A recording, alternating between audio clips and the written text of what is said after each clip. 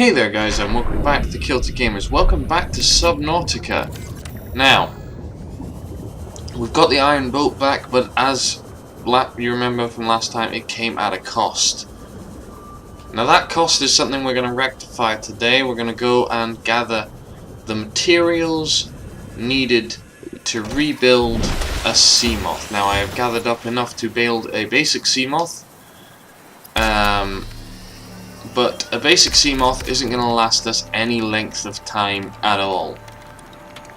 So, we're taking our very basic Seamoth here, and before we gratify it with a name, we can't even take it to the base.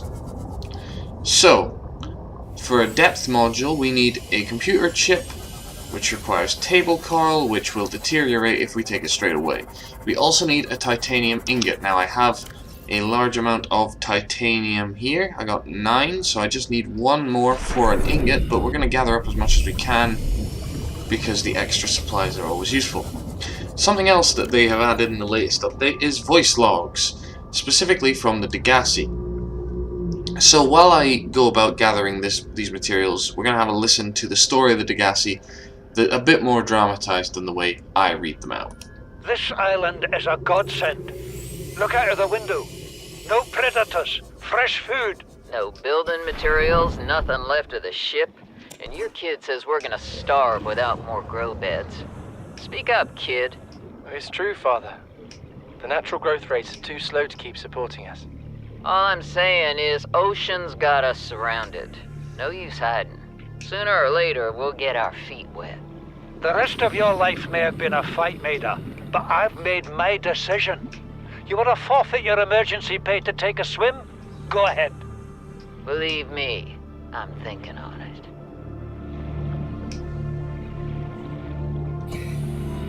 Okay, so that was when they first arrived.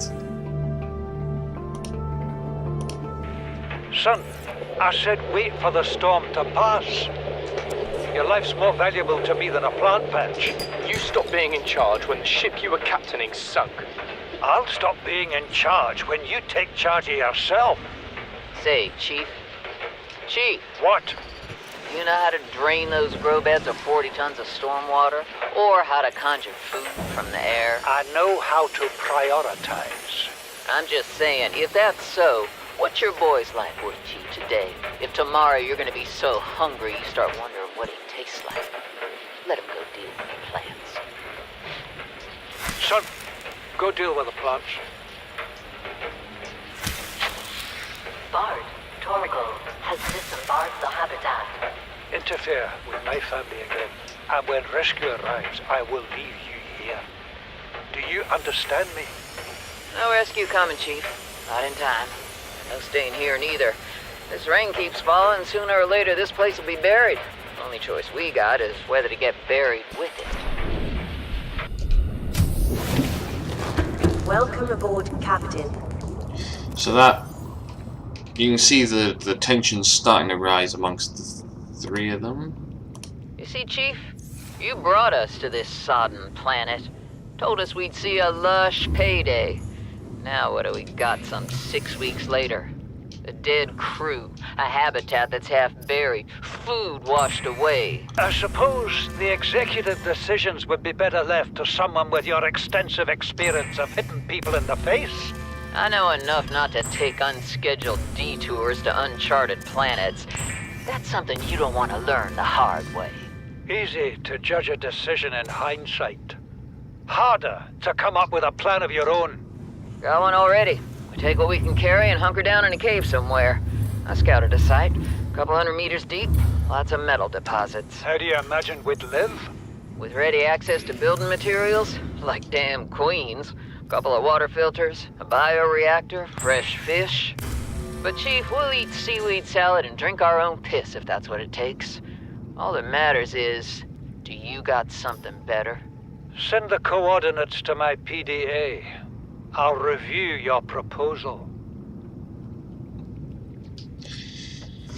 Okay, so we got the first of the depth modules. To upgrade it fully, we need plasteel, magnetite, enamel glass, and then plasteel and aerogel. Now we start running into the problem of lithium supply. We don't have a lot. Got enough to get it running.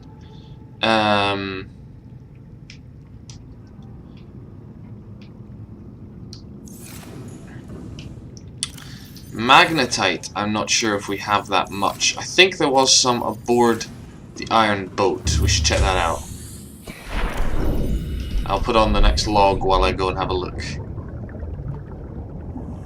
What is that thing? I don't know. I found it outside in the sand. Part of another ship? None I've ever seen. It's not even scratched. Don't fool around with it. It might be worth something. Stand down, Chief. If it were gonna crumble to dust, it would have done so when I picked it up. It's glowing. We're not the first people to come to this planet. People. Maybe. Could be aliens. Could be the damn sea monsters for all we know. One thing for sure, we ain't gonna find out by staying here. So that was when they discovered the alien thing they had. Son, there is always a pecking order. And in our world, money makes a hierarchy. I pay Maida a fraction of what I pay you, and you a fraction of what I pay me. If money makes the hierarchy, why is Marguerite making the decisions? We need her. We let her think what she likes, so long as she does what she's told. What if she doesn't? For enough money, she will. People always do.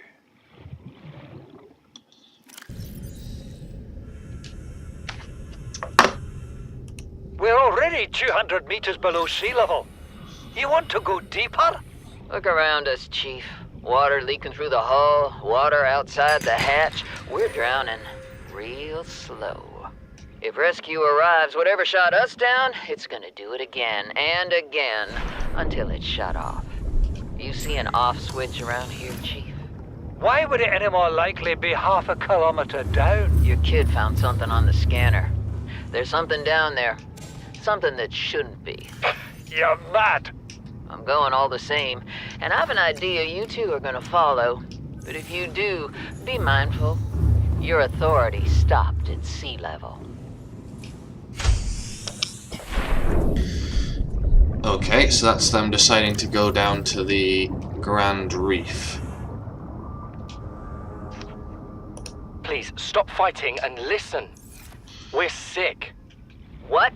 How? You've been coughing, right? Feeling itchy? Blisters? Yeah. The biometrics would have warned us if we were sick. It's something new. It's not in the database. Come on, then. What's it gonna do? Turn us inside out? Dissolve us into jelly? It's an alien bacteria. It's everywhere. Every organism on this planet. It's altering our genetic code. How are the creatures surviving if they're infected? I don't know yet. Want me to cut some of them open for you? Find out what makes them tick? No. Just tell me what you need, son. Materials, equipment. Just... Can I have some quiet? I need some time to think. There's nothing I can afford to drop just to grab that one thing, so I'll just grab this hoop fish for food. Maybe... Oh, Jesus. Discovered. Peeper, peeper, peeper. Mine.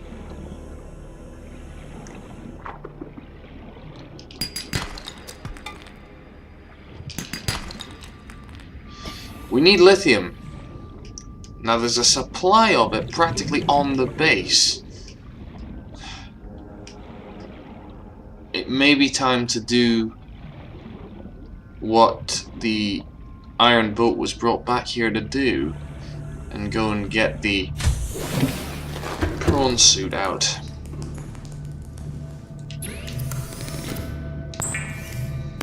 An extra bit of depth doesn't hurt me. Before we go.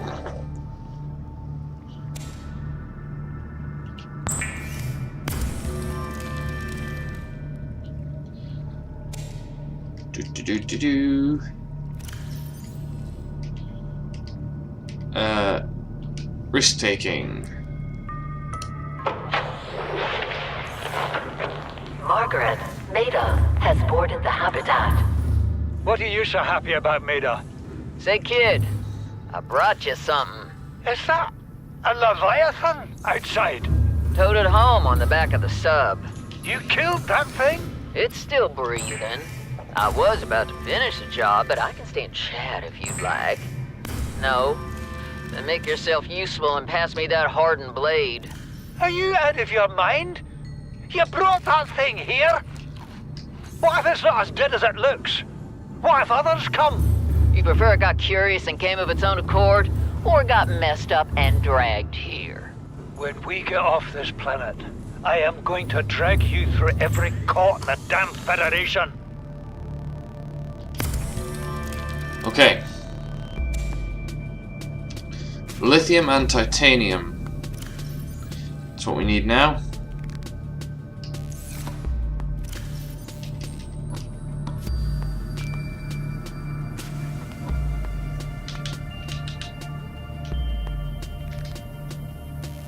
I can't, okay. I have had it with you risking our lives. Oh, stow it, Chief.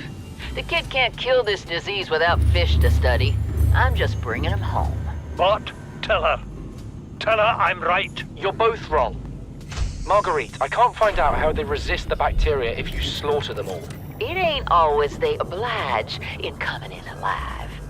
He means you're being reckless. Father, the outcome's no better if we hole up in here and don't go outside. That we have to find a middle way. There is no compromise. Not while she's on my sea base. Your sea base? I'm going outside. Bard, Torgal has disembarked the habitat. Bart, come in. It's dangerous. Damn it, boy. I know you can hear me.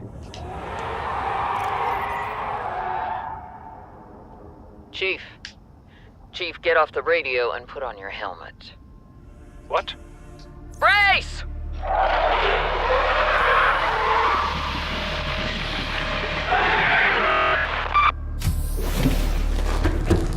That was the Leviathan attack, and I can't tell if that was a ghost or a Reaper.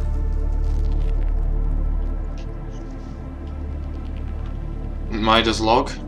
These conniving corporate bourgeois, inbred, incompetent, self-absorbed jerks don't have a damn clue. The kid's not so bad. He's even useful. But I swear, everything that comes out of his father's idiot face is a narcissistic lie. He wants to stay in this cave, his problem. I'm the one doing the heavy lifting. Screw the contract. Screw the emergency pay. When sea monsters are hunting you, you don't hide. You hunt the sea monsters.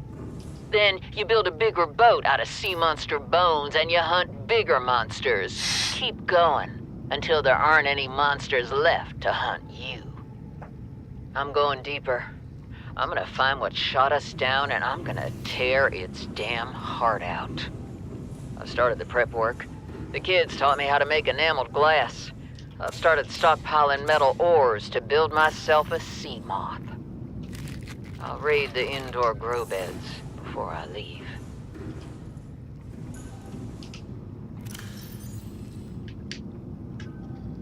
Okay. So that was her making her plan.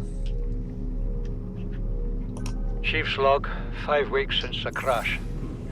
The only other survivors are my son, Bart, and Maida, the cut-price mercenary I commissioned for the journey. After days drifting in the life pod, rain hammering on the roof, the weather cleared and we washed up here. I had Maida salvage the Degasi wreck, set Bart to finding us a stable source of food. Welcome aboard. His education is paying off sooner than I'd Systems online. anticipated. Our only problem is Maida. She says the weather's going to turn. I say she's finding excuses to risk our lives. I imagine she's not gonna weaken her life without a physical altercation, and she's itching for a fight. In every judgment she makes, things go from bad to worse. If she had my experience, she'd have more faith. Humans have spent millennia specializing in how to shackle nature to our will. This planet won't cause us any new problems. My one task now is to keep us alive, as comfortably as possible, until the insurance company arranges rescue. In this part of space, that could be months, or even years.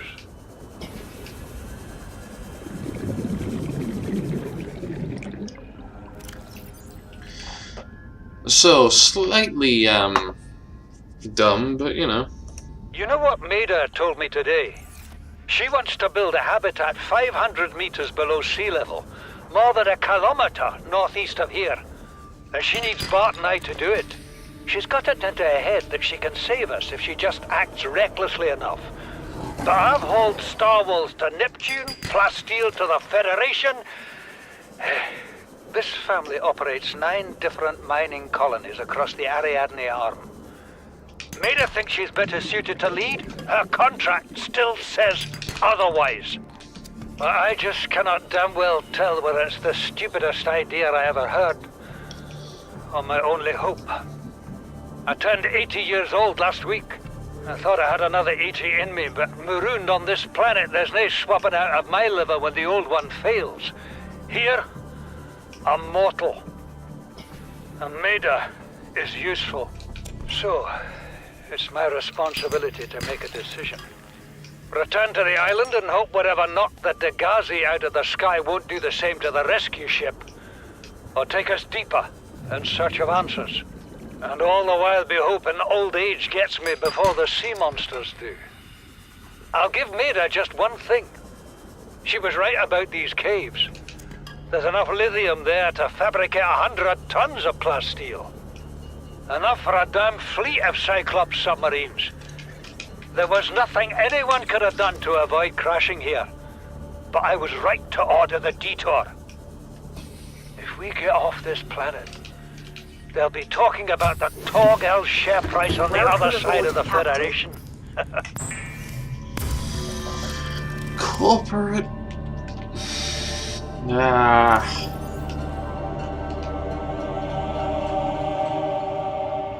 Came out of nowhere.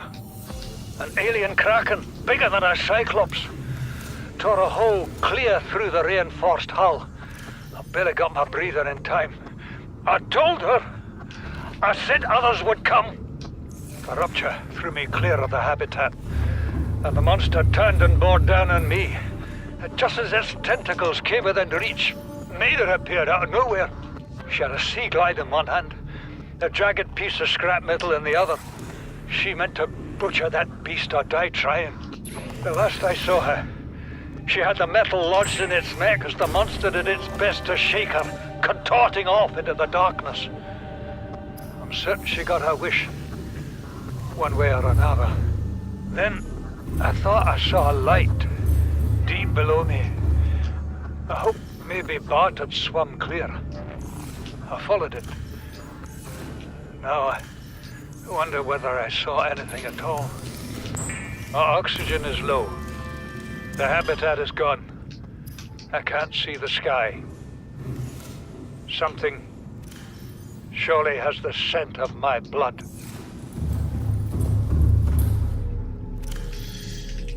Yeah, so that's how he died after they all got separated. Which actually, from his description, it sounds like a sea dragon attacked them. I thought it might get claustrophobic living underwater. Father feels it is. He'd tell me it was childish, but I stare out the window and sometimes I think how lucky I am to see this world up close. Back on the island, I wouldn't have believed the creatures that live down here. The fish, they glow. There's one that's 90% eyeball. Snakes twice the length of a habitat compartment. Certainly, it's not all friendly. Most of the plant life is toxic. I learned that the hard way. But I've managed to coax some marble melons into growing indoors. And when they don't cover our dietary needs, well, we eat the fish themselves. It's a bit gross, but there's nothing they wouldn't do. I've been attempting to document my findings. Father approves. He says understanding is power. That the more we know about this planet, the more we can use it to our advantage. I'm just doing it because it's fun. It's not easy without proper equipment and network access, But the old-fashioned way, observing, taking notes, testing theories, shows me the world in a way a spectroscopic analysis never could. Lately, I've been watching the crab snakes. They ambush their prey as it tries to feed on the mushrooms they hide in. What they don't eat settles on the seabed, which fertilizes the mushrooms, which feeds the herbivores, and so the chain continues. Co-evolution gives me the fuzzies. Okay, Bart was a little bit insane.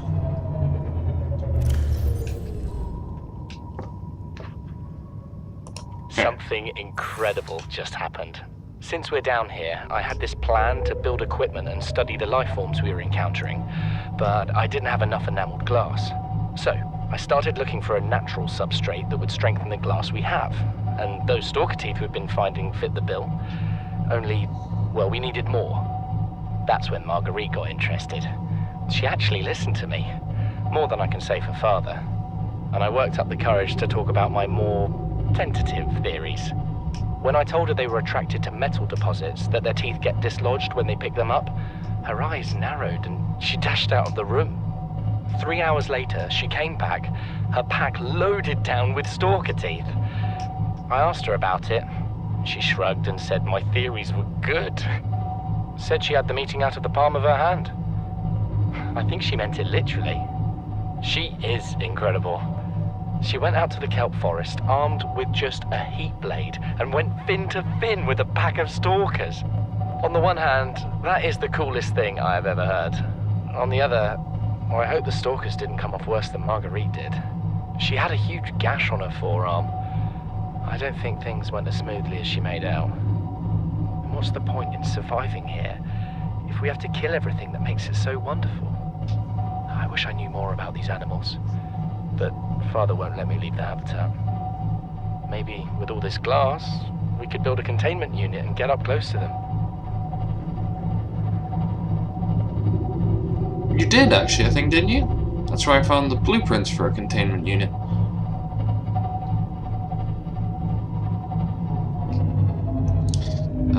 Let me just listen to the last log. This is the first time I've seen sunlight in months. After all that time in the deep, I'd been dreaming of it. Now that I'm back here, I'm finding it hard to enjoy alone. Father was right. We should never have left this place. We shouldn't have gone so deep. They do not want us down there. Despite my best efforts, ill health is taking hold of me. The visions are getting worse. Marguerite and Father are now part of the ecosystem of this incredible planet. It's reassuring to know that when I go, I'll join them. Until then, well, there's always the view. And he died back on the island, so both of them died fighting... Well, she at least died fighting a... sea dragon. Where the fuck's the portal? And he died after he got thrown clear of the wreckage, I believe.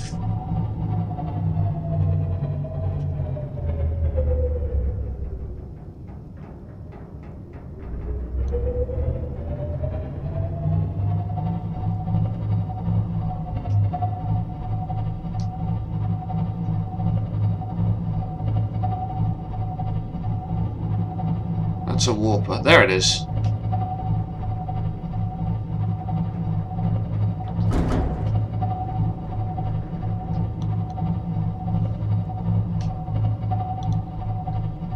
Okay, we want to get the center over the fucking... There we are.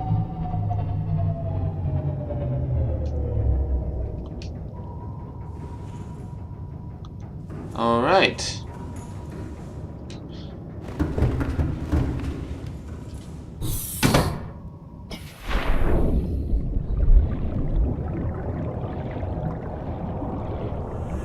Fucking reapers everywhere. Still, that was the actual voice logs of the Degasi survivors.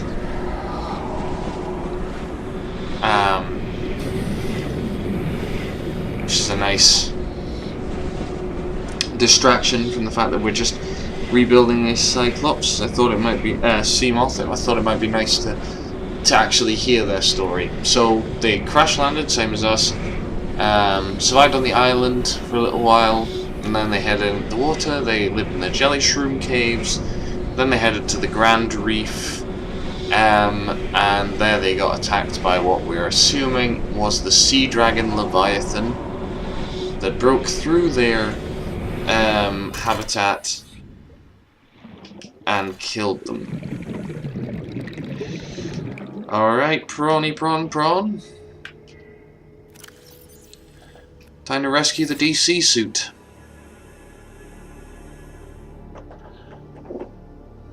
Which is an odd feeling. Alright. Welcome aboard, Captain.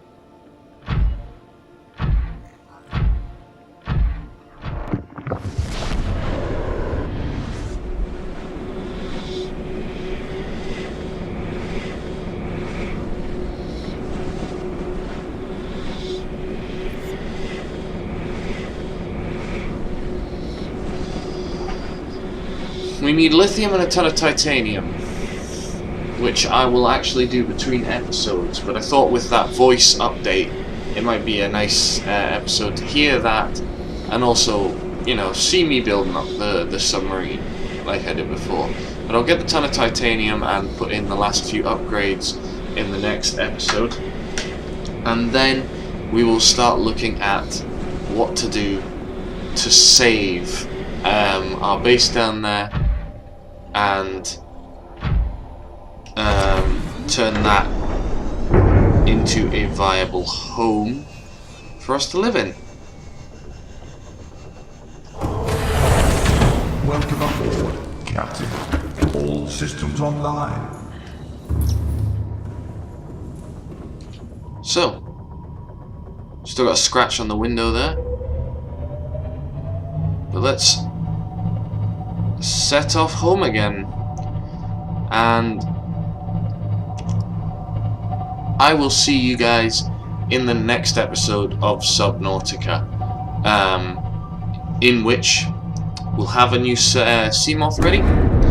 We'll take it down into the depths, work out what we need for the new base, and get back to work on construction, which we've been putting off for far too long. So, all of that next time.